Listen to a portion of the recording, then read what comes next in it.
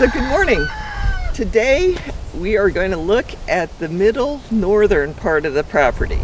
And this year it's 3 weeks earlier than the first tour of this area, which was last year. And of course the weather's been different in 2018 also, so the fruit is definitely at different stages. But here we go.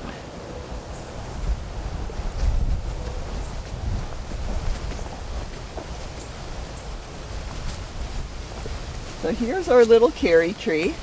Has a lot of fresh bloom, and here we go. One little fruit on it. I guess there's two. But the first bloom didn't hold very much, but conditions seem to be very good for this second bloom, so I'm hoping this gets a lot of fruit this year.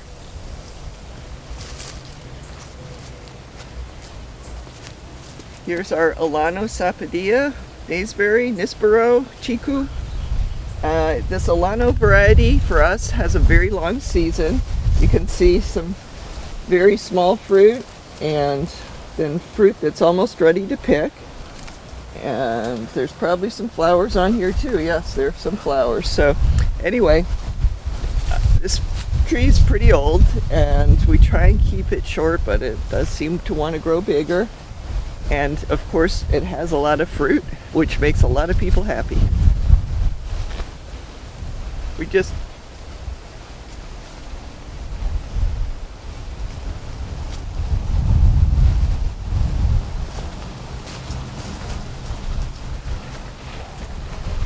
So this is our kaimito or star apple, and if you've been following all of our videos, you'll remember this from how to prop up trees. This one was blown over in Hurricane Irma, and so we had to have a bobcat in to prop it up. And the good news is that it seems to be pretty solid now. And of course the bad news is we essentially missed the 2018 season. We just had a few fruit. Yeah, this big pile of sand on the roots to keep it up, the tree upright, helped a lot. And so we've got a lot of new growth, of course. And we actually need to trim some of this tree that's growing into the sapodilla. But we want to have hopefully fruit in 2019. And this one little branch here didn't get very affected by the storm. So we actually have 3 fruit on it right now, 1 green one and 2 purple. But it's definitely been a sad year. There's a little spider web that got on my face. Anyway, it's been a sad year for all of our star apple or kaimito fans. We just had box loads of it the year before, and this year we're just a few fruit at a time, and you know, not very much in general. Hoping for a better season next year. Of course, it's got to be better than this, but I hope that we get back to regular production soon. Here's our tamarind. Last year we had just cut it back, and this year it looks more like a normal tree, at least from this angle.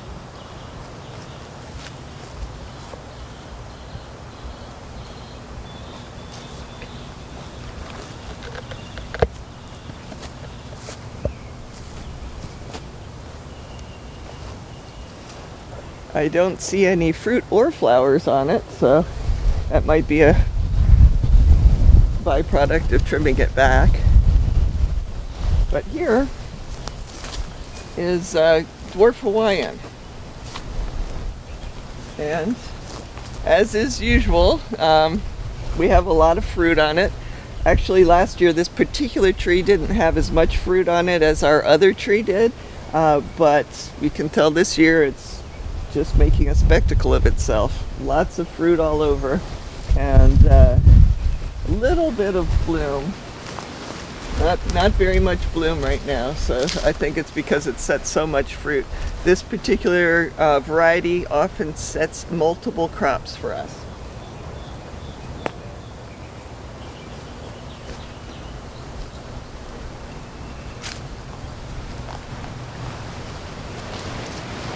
This is Ryan. With Dwarf Hawaiian and Ryan, we have those varietal videos. I don't know if you've checked those out yet, but there's a lot of information about both of these varieties under a specific video for each of them. But Ryan mango, you can tell it's full of flowers, and it does have a little bit of fruit on it from an earlier bloom. Ryan is one of those that has the original tree, which is south of Miami, had very few fruit, and it's been a great producer for us, at least for the last few years. So looking forward to some Ryan fruit.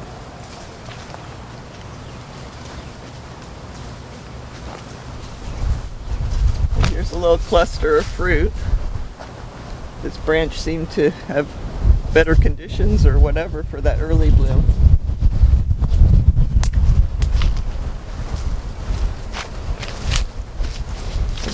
All this fruit up here, and this here is sweet tart. And as you know from our previous video, this used to be a Tommy Atkins tree. It really was not a proud tree for me. I'm not a fan of the variety, and so it has now been top worked as this mostly sweet tart up here.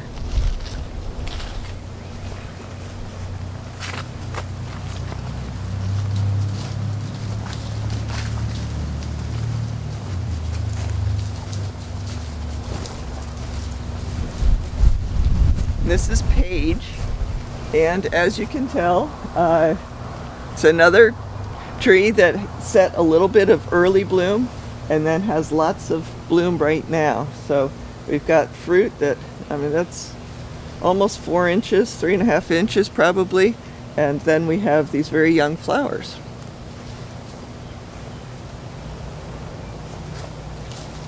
When you see this kind of thing, this is pretty minor, but this is hurricane damage that we just hadn't gotten rid of yet. There's some more major branches in some of the trees that we haven't gotten to, but pretty much we cleaned up a lot of that. Anyway, we have small fruit here and also a lot of young bloom. This particular tree is Glen.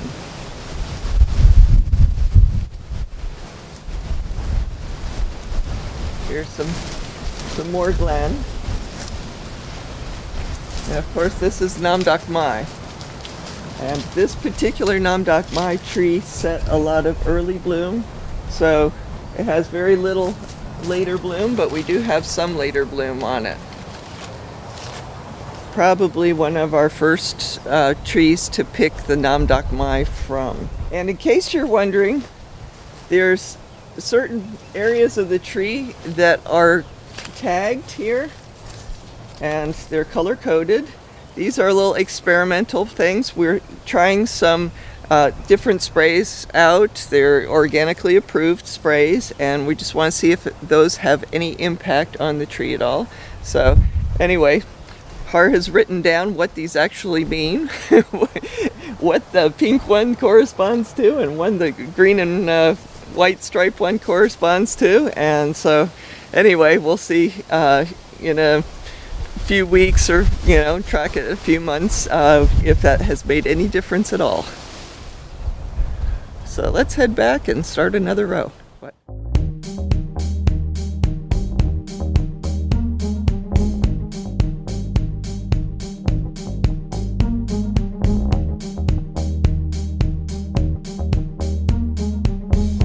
So let's look at the second group of, well, it's not really a row because it's sort of squiggles in the middle, but let's look at it. Oh my. Hopefully that goes off soon. So here are our 2 Jabuticaba trees. This one was knocked down by at least 2 hurricanes, and that's one of the reasons that it's fairly short. It does produce some fruit, but has never produced a lot of fruit. What I'm going to do sometime before mango season is trim a lot of the lower branches, so when it does make fruit, it will be easier to pick. but it's a much bushier tree, and always has been, except for when it just got knocked over by a hurricane, than this next one. But this tree here was actually knocked over by Hurricane Irma, and so it's tied up in a couple different areas. I trimmed this tree way back because it lost a lot of its roots when it was knocked over. The roots snapped, and so, you know, if you have fewer roots, you have to balance off the top of the tree. And so anyway, it's a lot more thinned out than it used to be. I also was trying to trim it away from the black sapote next door. And this is actually the second crop for the year on this tree. The first crop was very sad. It looked like it had a lot of promise, and the fruit formed all over the branches, but it stayed like pea size, maybe slightly larger than pea size. The fruit would turn purple and everything, and they tasted like Jabuticaba, but nobody wants to buy, you know, like Jabuticaba that is pea-sized. So when this started to flower again, what I did was ran a hose over here, and it's really not putting out a lot of water. Well, it's hard to tell because of the hill and everything, but it is just a trickle that's coming out. And I'll move this hose around from time to time just so that this plant gets more water than it, you know, normally would. We've had a very dry winter, and as you can tell, this fruit is pretty much normal size. We've picked a lot of normal sized fruit off of it for this particular crop, and so happy about that, and also happy that it's recovering so well from its little scuffle with Hurricane Irma. Here's our black sapote, one of our two producing black sapote right now, and this particular area of the tree seems to have the most fruit remaining. We've been picking fruit off of this tree for a long time. It just seems to be at different stages and such. But you know, even this is fairly young fruit, and this one in the back looks like it's just about ready to pick. So this particular tree has a long season. I know that Har at his house has another variety of black sapote, and his fruit are only, well, the season is 1 month long, and usually in December for him. So really depends on what variety your tree is, and possibly the conditions that it's growing in also.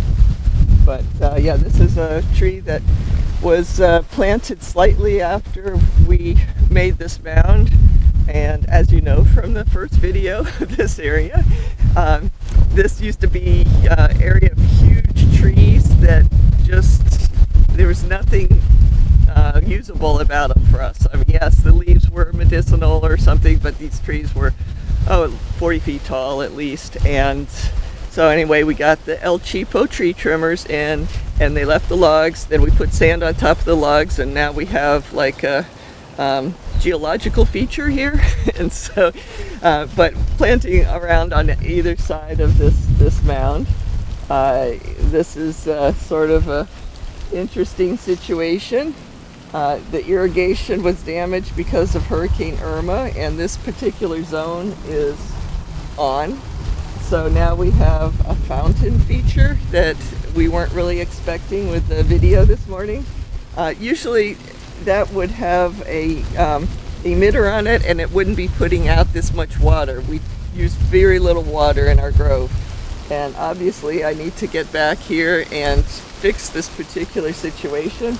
I'm just hoping that it stops doing this real soon, so we can get past here without having to walk around. But yeah, let's just walk around. I'm not sure how long it's going to last, so we'll just go around this side of the black sapote tree.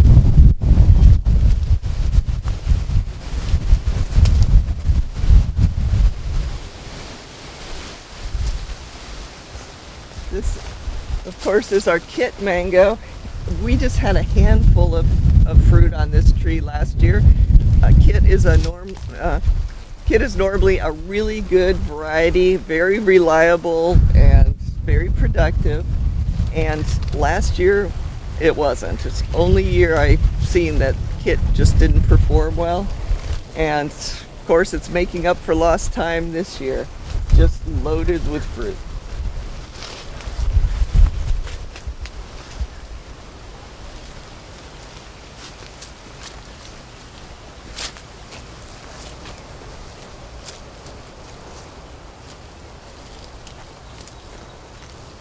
Here's one of our other Sapodilla. This particular variety is called leash, and it's got some fruit on it and a lot of I think those are flowers. Oh, here we go. Here's some flowers. Those are pretty.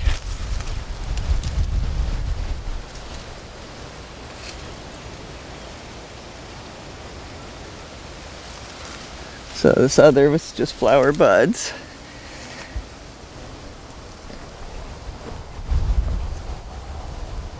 Here's our papaya tree, and every time I look this way, I think I gotta cut this back, and so far it hasn't happened yet. So maybe today I'll cut it back. But the top blew off with Hurricane Irma, and plus it was really tall. So I'm just going to cut it back to maybe 6 or 8 feet, and you can see these branches are forming from it and actually have fruit that hopefully will be usable. This time of year sometimes the bugs get into them, but yeah, papaya is a really lovely thing to grow, very quick to produce fruit from seed, so, and doesn't take up much space, so something you might consider.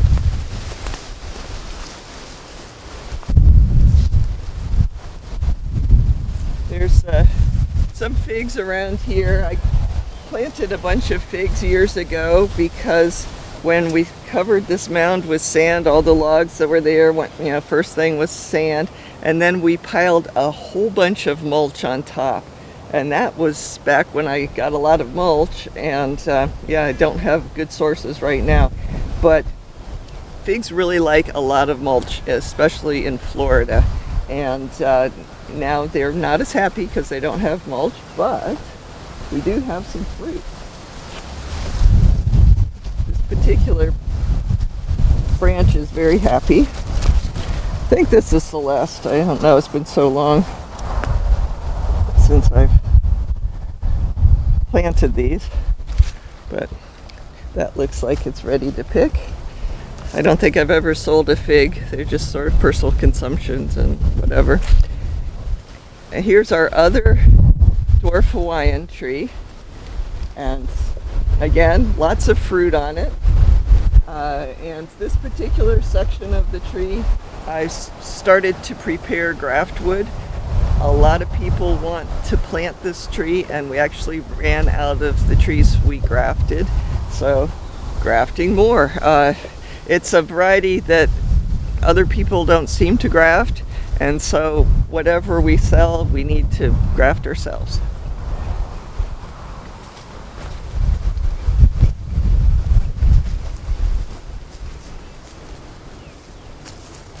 Here's lemon zest. Has pretty good fruit set, not great. Last year was actually a little bit better, I think, but hopefully the conditions will be good and we'll have some really good lemon zest.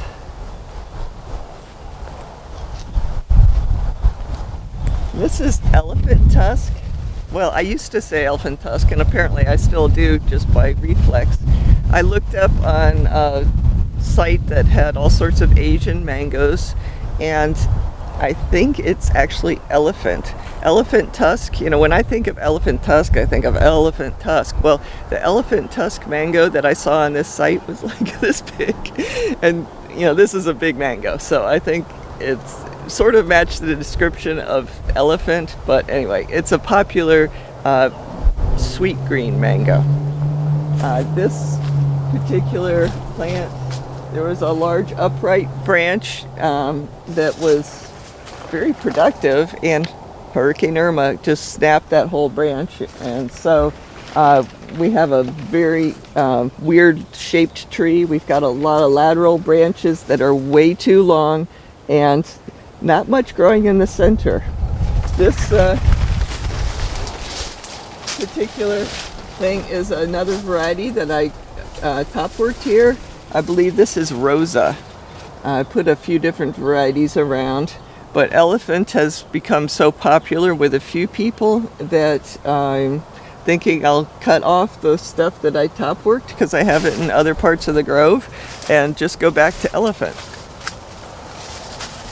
But this here is the newest mango bloom that was hit with powdery mildew, and that's why it doesn't have any fruit set on this. Here is mixed bloom. The leaves are coming out of something that really is wants to be flowers. There's little remnants of flower branchlets or something there, and then also here some more flowers emerging.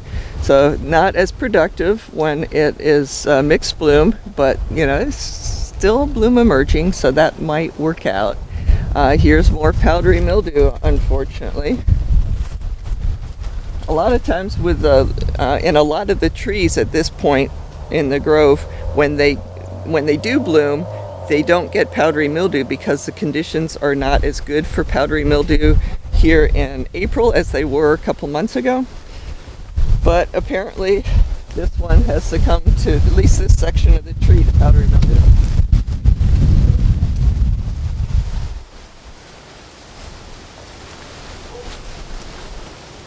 So yes, I would say that this particular tree is very susceptible to powdery mildew. I'll show you one little thing over here.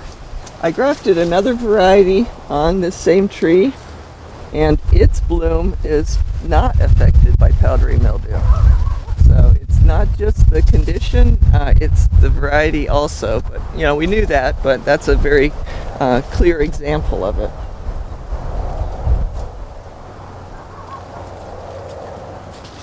Yeah, last year we had tons of this fruit, and this year I'm not seeing much hope at all. Here's a few fruit from the early bloom.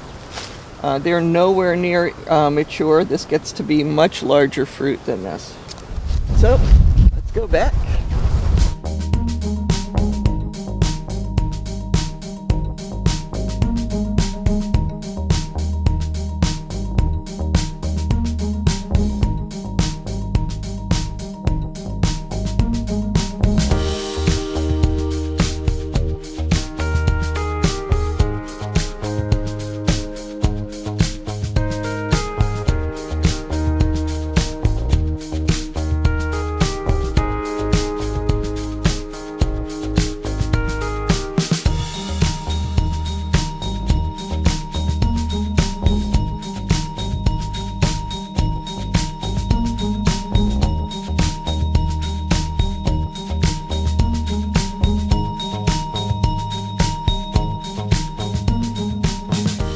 This is the third of 5 passes down this section.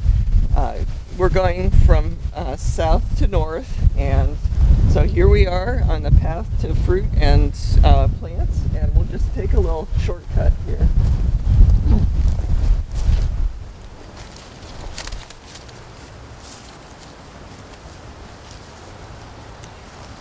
Here's our mango hedge here. This is about 10 years old. And I planted alternated coxhall and Neelam. And this section, these first 4 trees do not have any fruit on them. And that's because I trimmed them way too late in this season. So hopefully this following season, 2019, will be good for these. A lot of people think they don't have room for mango trees in their yard. so that's why I planted these to, show people you could have a productive tree that's like 6 feet tall. And you can't have a productive tree that's 6 feet tall if you trim it too late in the season. So that's the story with this. But actually right now I'm seeing we do have a little bit of hope for this tree. We do have some bloom emerging on this side of the tree. I hadn't noticed this before actually. And then here we have some teeny fruit. So this particular variety is Neelam. And Neelam can be a very late fruit. Sometimes the fruit is ready in October. And here's our tree that the original graft blew off. I'm guessing in Hurricane Wilma, but I'm not sure about that. Anyway, it was gone. And it took me a little while to figure out what varieties to put on it. This particular branch, you can tell the leaves look different than some of these other leaves. Very narrow and not wavy at all. This is ice cream, and if I had to rate it, this is probably our top branch in ice cream in the whole grove for this year. Looks very productive. A lot of our other ice cream trees are not as productive this year. But a lot of this fruit is Julie, actually. And so we have ice cream and Julie, and somewhere there's a little Dwarf Hawaiian also. Very productive tree. It looks like it could use a little fertilizer of some sort, but it's a little, compared to this tree, which is at least dark green leaves, this is not as dark green, but very productive tree, and the fruit have been great. So, and then of course, I'll mention this again, in case you've forgotten since last year. This is a Jamaican dogwood, and years ago, one of my friends who clears beaches dumped a couple loads of seaweed on the property, which I wanted. It wasn't a surprise, and it was a lot of work to go through that, because if you've ever watched the sand as you've walked the beach, you know that there's like a ton of garbage that comes in, plastic bottles especially, a lot of plastic things that come in on the beach. And of course I didn't want to go through the rest of my life looking at plastic, and so went through these mountains of seaweed to get all the plastic out. But another thing that came in with the seaweed was a seed to the Jamaican dogwood. So anyway, this is my little monument to those times.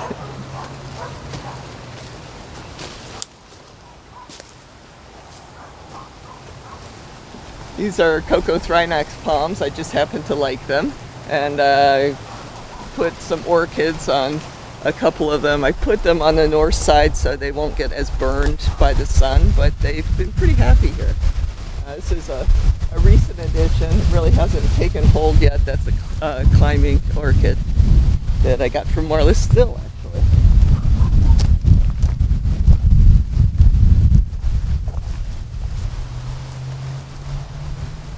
Little area of coconut palms. We did lose a few coconut palms to Hurricane Irma, and this one is interesting to me because it was knocked over completely in Hurricane Wilma, and we never propped it up. So this was the how tall it was. Imagine that standing up instead of lying down. Knocked over, and then what palm trees do when they're knocked over is they grow straight up. And so this could have been a lot taller palm at this point. I'm glad that it wasn't, especially when climbing the ladders to get the coconuts.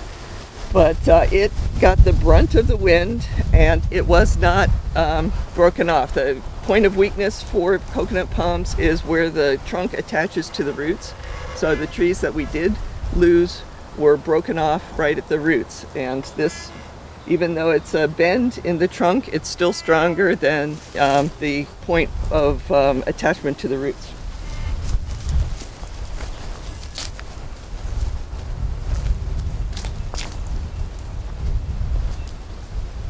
And here is one of our lemon meringue trees, and it's got fair amount of bloom on it right now. It didn't set any fruit, or let's see, is there something? Oh no, here it is. So it set that fruit from the earlier bloom, and now that we're into this crazy late bloom, it has a lot of it. So I'm hoping that this sets fruit from this bloom and we can make a lot of people happy.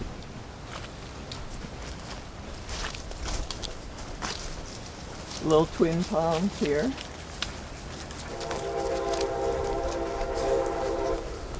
This is one of our younger cherry trees. Like perfect lighting here. This is of course, fresh bloom, and then we have a fair amount of fruit from an earlier bloom.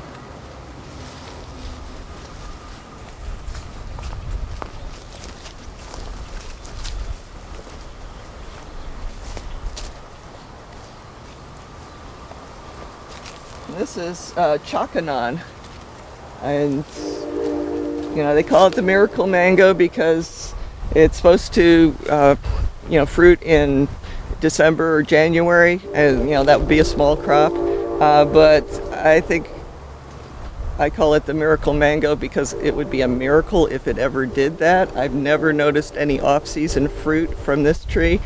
I think that what you have to do is dedicate a tree to the off-season and remove all of the bloom from this point in the year, and then maybe it will bloom and set fruit in the winter. But so far, no winter fruit for us. But it is a popular variety and got a lot of fruit.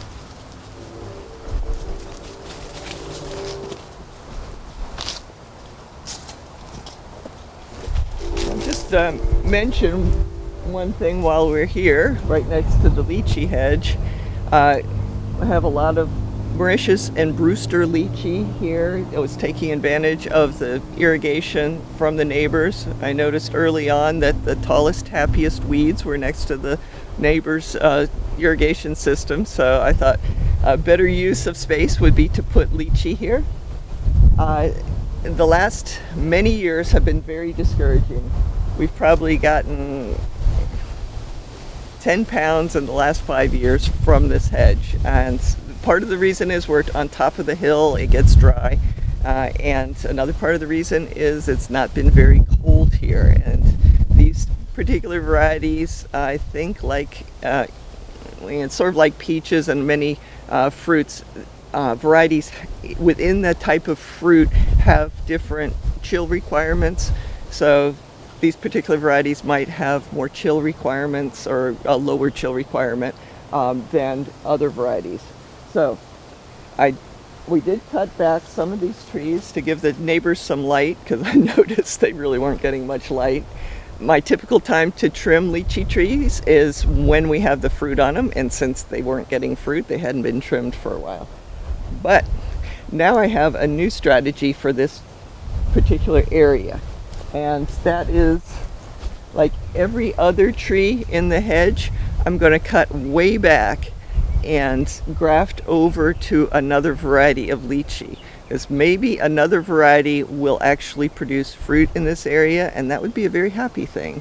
So that will be probably sometime before mango season that we do that, and as I say, it'll be every other tree so it doesn't suddenly look like we have empty border or whatever, and so that will be another upcoming video, and hopefully it will be a successful strategy on that in this particular area.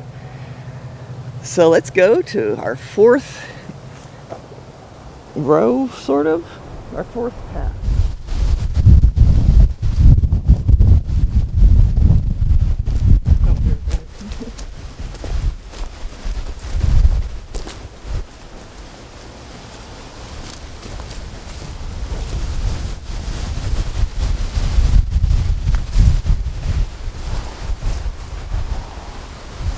Okay, sort of ignore the weeds that I haven't gotten to yet here, but here is our small leaf miracle fruit, and then we have a smaller small leaf miracle fruit. This was a seedling that volunteered under the tree, and I just moved it to an open space. So you can see there's quite a bit of fruit here, and there's a little bit of fruit here. And then we have, oh, there's a whole lot of green fruit. So we'll have miracle fruit for several weeks, and then we have little teeny flowers right next to the fruit. So it's a fun little plant and definitely has some real world application.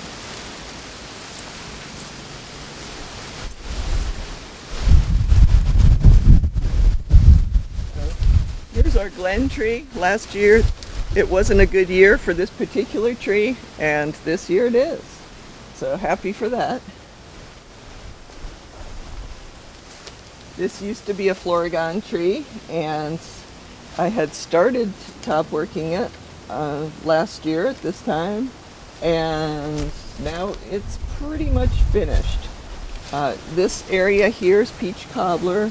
I have Kathy or K3 in different areas here, and on the back side I put some juicy peach, I think, and I think I have a branch of Kit's peach. I wanted to have all the peach varieties on this tree. And then of course we're also looking, where is it here? I thought I tied it up. Oh, it's on the other tree, right? Yes, okay. Get lost in my tree sometimes. So anyway, this tree is pretty much done. This fruit, of course, is from this other tree, and this one we're top working part of the tree to other varieties. And where are we? Here we go. This is Sal's bud graft that he did, and since it had swollen and wasn't going forth and becoming a branch, I tied it up with this web tape to get it more vertical. So as you can see, there's some other buds forming right now, and so got to take those off so the energy goes to this particular one. So I'm glad I looked at this today, because that way I got rid of some of those potential leaks. It's like having a leak in the hose. You're not going to have as much energy going to this if there's energy going to developing other branches lower than it. Oh, let's take a little path through here.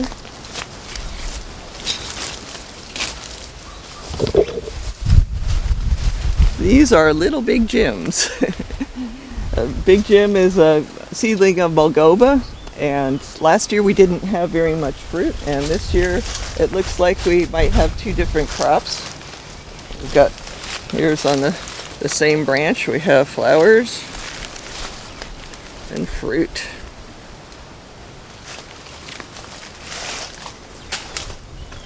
Oops, did that sound like one just fell? Sorry about that. So, not fruit. Some ponytail palm.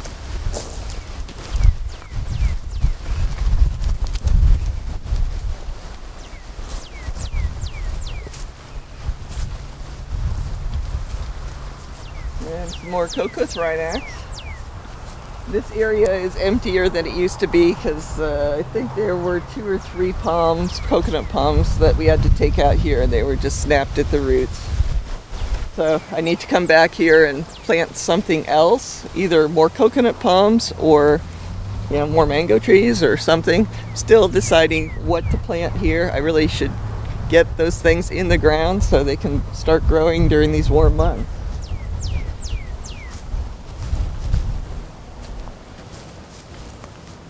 And here's the somewhat trimmed version of our atemoya, the 97-1 atemoya. Sort of missed that one branch here, but it's good to trim it back in the winter after all the fruit are off of it, and then it comes out with this new growth, and the new growth is where the action happens. I see some flowers right there, flower buds. One a little bit closer too. So anyway, looking forward to some 97-1.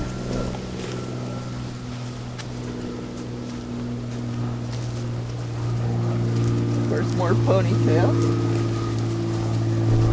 Another tree that was hit by the hurricane here. This is our Glen, Mamoncillo, Spanish lime. And yes, we haven't gotten it taken out yet. It was one of my ambitions from last year. But it looks like even bigger than it did last year.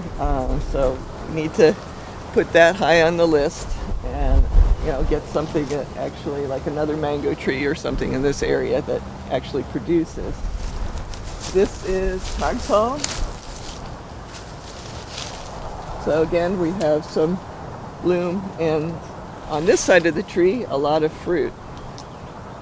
And here's our little Sapodilla tree that struggled for years after being toppled over, and it's been producing fairly well for this size tree this year, and it's another Olano tree.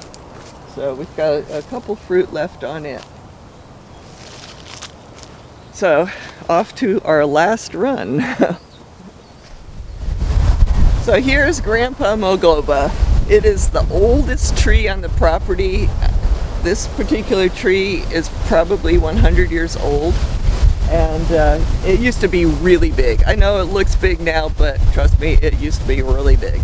And Hurricane Wilma came along, and this particular branch, this lower branch, is the only thing that made it through, only branch that made it through that storm. Everything else was ripped apart. And as you probably can tell, what happens when you have a huge root system and a huge tree that has gotten reduced in size is that it shoots up growth, like straight up from wherever it can on these branches. And so we have a lot of young branches that are 15 feet tall or more. This particular tree didn't set any fruit. I don't think it even had flowers from the typical time that these mango trees should be flowering. Right now I see just a few panicles of flowers, and so I'm hoping they actually end up being fruit, but it's so late in the season and there's so few panicles. I don't know if we're going to have any mogila fruit this year or not.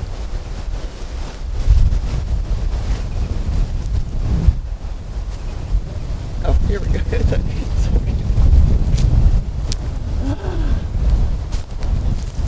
So more cocoa Thrynax.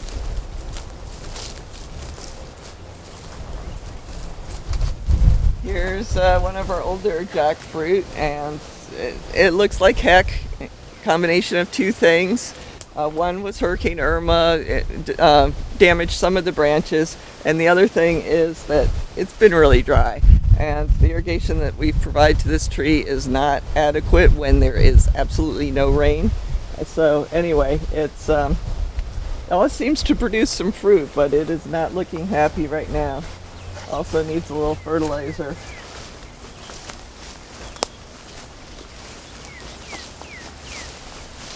Here's another jackfruit that is sort of limping along. This is one that I was wanting to get rid of years ago, and I didn't quite get rid of it, and now it's coming back and having a second life. So we've got some jackfruit here and some little ones here.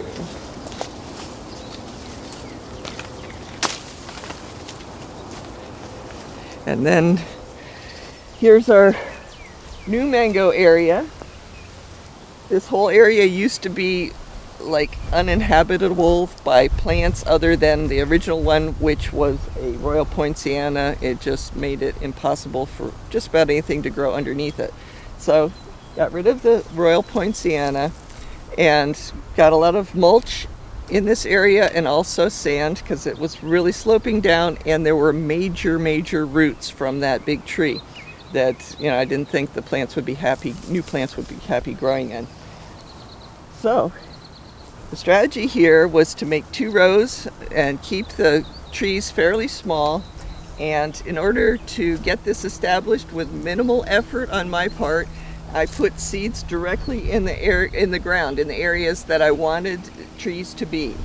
So I think they're about 6 feet apart, This is a really struggling seedling. I'm hoping it finds its legs soon and starts growing up to be a real tree. But there's a small amount of irrigation that comes to these trees, but pretty much it's a harsh environment. This is one I actually planted. It needed to go in the ground somewhere, and the seedling that I had put in this particular place died, so put a real tree there. And all the rest of them are seedlings. So for this one, I put this graft a little higher than I should have, but this tiny part of this plant is grafted. I think that's honey kiss. And then when these little shoots get a little bigger, I'll probably graft onto those also. So this tree will be mostly honey kiss, and then I'll try and leave some of the original rootstock, because I didn't use turpentine as a rootstock. I planted varieties of mangoes that I actually like. Well, I like turpentine. I don't want to, but I would say dessert mangoes. Varieties that are very popular to be, cut up and eaten. I love turpentine, but that's a juice mango. So anyway, I would like to find out what variety the rootstock produces, and that could be a long-term project. Sometimes it takes 10 years before a seedling will produce fruit. In the meantime, most of the tree can be producing honey kiss, which is a variety that a lot of people really like, and it comes late in the season. So these other trees here are, still not grafted. This is the other replacement tree for this area. The original one had died, and so I put a tree in that I had grafted. This one happens to be a Maha Chinook. I think the graft is right about here. And so maybe next year, if it's happy this summer, that will produce some fruit. This tree, I don't remember. I thought I had put all the same variety in, seeds from the same variety in this area, but this one is obviously, the leaves are different, and it seems to have a more compact growth habit than the other ones. So I'm interested to see what fruit forms from this particular tree. It's always nice to have a short, attractive tree and a delicious fruit. So of course what I'll do is graft onto part of it, but definitely make sure that I let the base plant fruit when it becomes old enough. And then we have the one non-mango in this area, and this is a black sapote, a grafted black sapote, Merida or Rhinica, depending on your preference for the name. So it's definitely needs to grow a lot more. As I said, this is a harsh environment, not very much water, and very, very dry winter. And just sort of to end this particular segment is here's an update on the Royal Poinciana tree. This is it's a very soft wood and rots very easily. So it hasn't been cut down for all that long, but it is it's like freeze-dried mulch or something. It's very, very light, and so there's no. I would say next year it will just be completely gone. It's amazing to me how soft that wood is. But the tree grows quickly, and that's usually associated with quick-growing trees. So anyway, that's our little update video for the middle north or northern middle part of the grove. And as you can tell, we have mangoes. We have good and bad news. We've had the elephant that really got hit with the powdery mildew, but we have a lot of bloom that was not hit with that. So hopefully we'll have a good later season mango crop. And everything is recovering well, I think, from you know, the hurricane, the drought, all that kind of stuff. So we're hoping for a lot of rain and good mangoes coming up.